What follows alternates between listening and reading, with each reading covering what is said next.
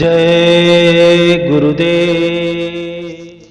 साप्ताहिक सत्संग परम पूज्य स्वामी जी महाराज की असीम अनुकंपा और आप सभी का प्यार दुलार। हमारा यह संस्करण विगत कुछ महीनों से सोमवार के दिन प्रस्तुत किया जाता है। हमारा उद्देश्य मात्र इतना होता है कि संत महापुरुषों ने जो अपनी वाणियों को अपने सत्संग के माध्यम से सुनाया, जिन्हें हम न सुन सके हैं, और इस वर्तमान समय में वह वाणियाँ लिपिबद्ध हैं, तो इस भाग दौड़ की जिंदगी में इतना समय नहीं लोगों के पास कि किताबों का अनुसरण कर सके। तो हमने उन किताबों की वाणियों को मात्र अपनी आवाज़ देकर के एक वीडियो का संग्रह बनाया। आपसे एक छोटा सा निवेदन, आप इस वीडियो को देखिए और मालिक के वचनों पर अमल करके आप अपने जीवन को कृतार्थ कीजिए। जय गुरुदेव। परम पूज्य स्वामी जी महाराज ने अपने सत्संग में बताया कि ये आत्मा जिस तरह जवानी में मस्त हुई स्त्री मदमाती चाल से चलती है और काम में डूबी हुई बाह फैला फैला कर खुशी से चलती है, इसी तरह तू दुनिया के विषय विकारों में पड़ा हुआ है। ये साथ नहीं जाएंगे, न ही बेटा बेटी साथ जाएंगे, न ही पति पत्नी साथ जाएंगे, न ही नाते रिश्तेदार साथ जाएंगे। सच्चा परमात्मा तेरा पति तेरे अंदर है।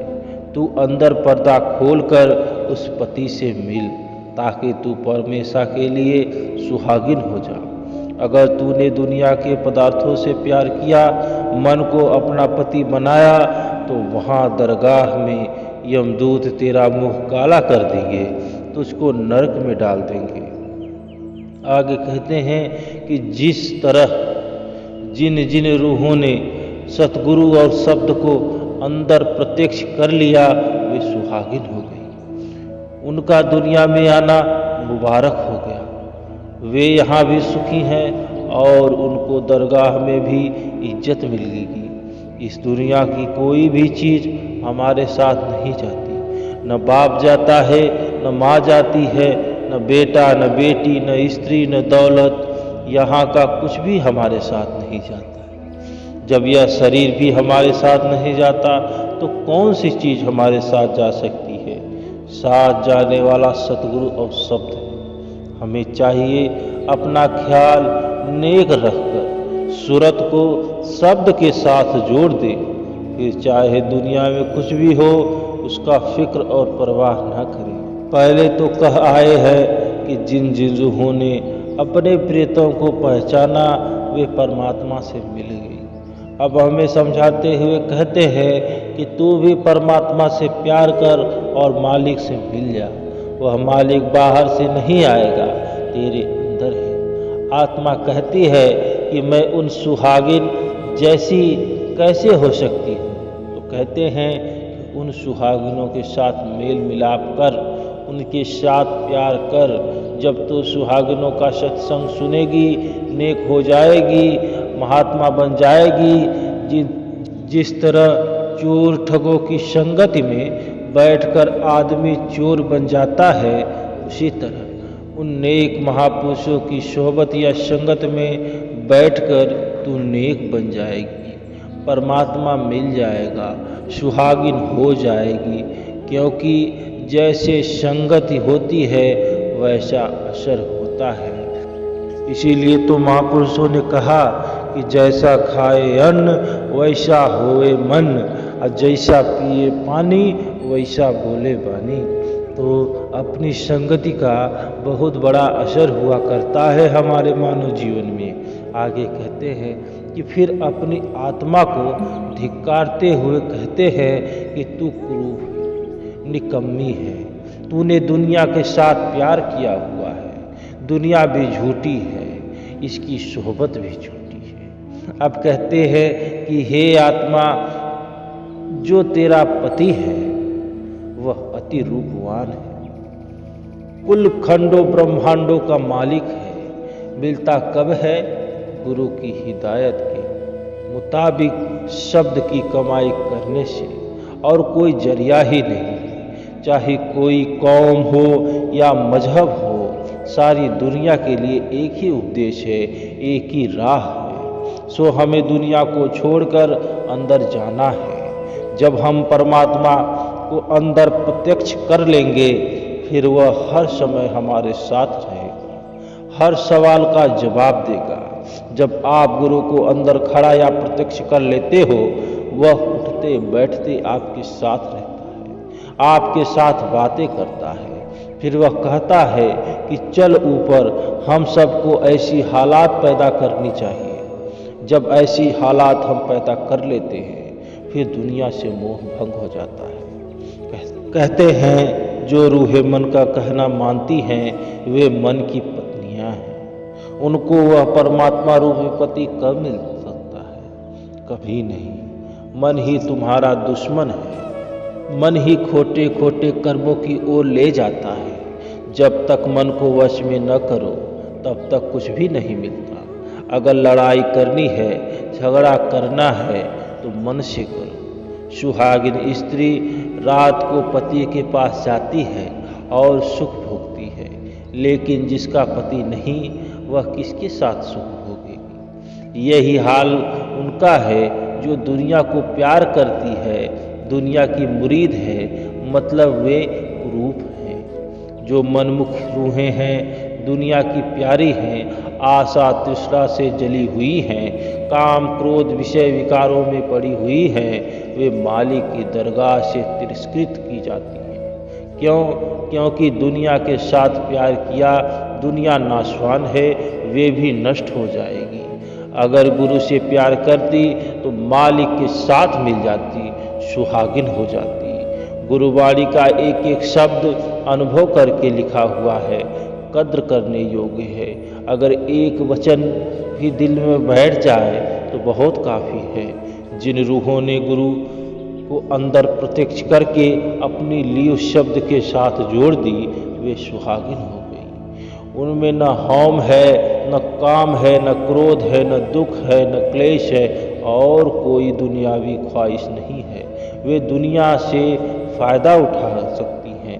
दुनिया में रहते हुए भी उस परम पिता परमेश्वर का दीदार कर सकती हैं। जिन रूहों ने सतगुरु और शब्द को अंदर प्रत्यक्ष कर लिया, वे सुहागिन हो गई।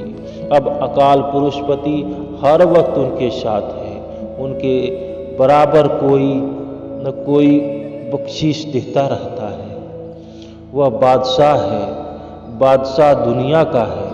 फिर आपको कितना माला माल करेगा, आप उसकी परिकल्पना नहीं कर सकते। क्योंकि जो सुख मालिक ने इसके अंदर रखा हुआ है, उसके बराबर दुनिया में कोई सुख नहीं है। जब यह अंदर जाएगा तब वह मिलेगा। जो सुहागिन हो गई, उनको सुख है।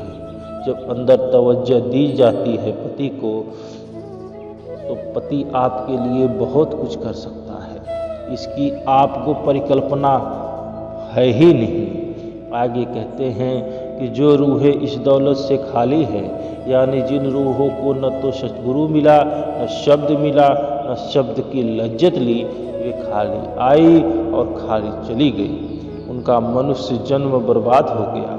मनुष्य जन्म ही जन्म मरण समाप्त करने का जरिया है, नहीं तो और किसी जन्म में भक्ति नहीं हो सकती, ज्ञान प्राप्त नहीं हो सकता। अगर इसमें मनुष्य जन्म पाकर भी मालिक का ज्ञान हासिल नहीं किया, तो इसका आना ऐसा है जैसे कुत्ते, बिल्ली, सुअर आदि गधे का होता है। न अकाल पुरुष के साथ प्यार किया, न वह मिला। दुनिया के साथ प्यार किया, दुनिया में ही रहा। जैसे दुनिया नाशवान हुई, वैसे उसका मनुष्य जन्म भी नाशवान हो जाएगा, बर्बाद हो जाएगा।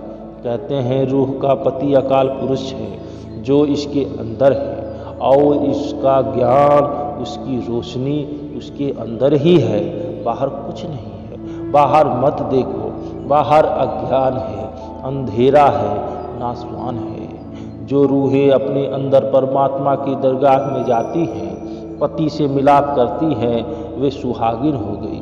बिछड़ी हुई रूह उनसे पूछती है कि तुम किस तरह अकाल पुरुष पति से मिली, तुम कैसे सुहागिन हुई, मेरा भी पति से मिलाप करा दो।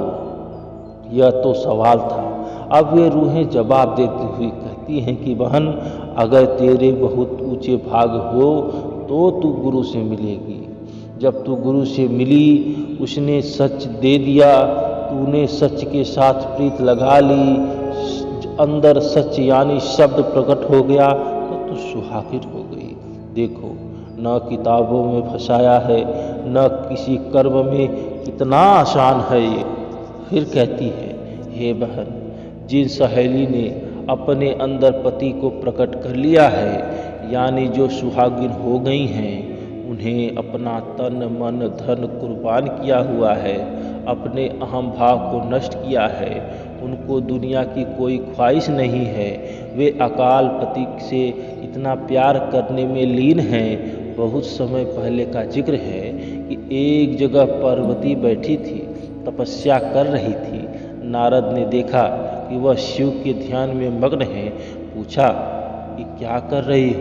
कहती हैं, मैं शिव के साथ विवाह करने के लिए यत्न कर रही हूँ। नारद ने कहा, पगली, वह जंगलों उजाड़ों में रहने वाला, आग धधूरा खाने वाला योगी पुरुष, तो राजा की नाजुक लड़की, तेरा और उसका क्या संबंध? जा किसी राजकुमार के साथ विवाह कर। पार्वती कहती है, मेरा दिल तोड़ने का फिजूल यत्न न कर, मेरा उसके साथ अटूट प्यार है।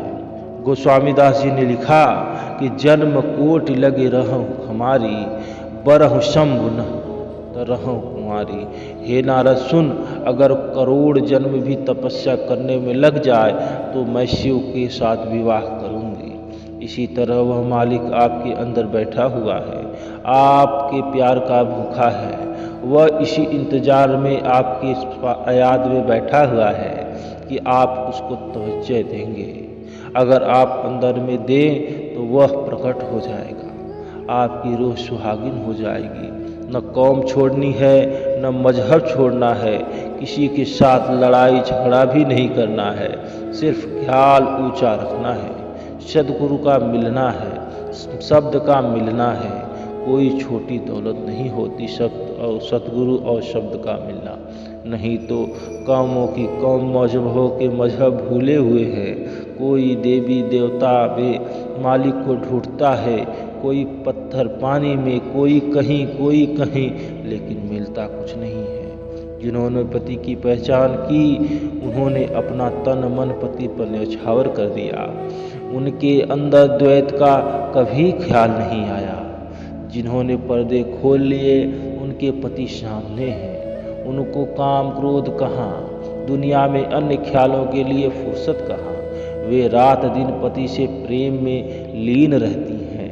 अब सब कुछ कहकर स्वामी जी महाराज कहते हैं कि जो रूहें रात दिन मालिक की भक्ति में लगी हुई हैं, उनका जन्म सफल है, वे दरगाह में पहुंच गई। उन्होंने मनुष्य जन्म की बाजी जीत ली।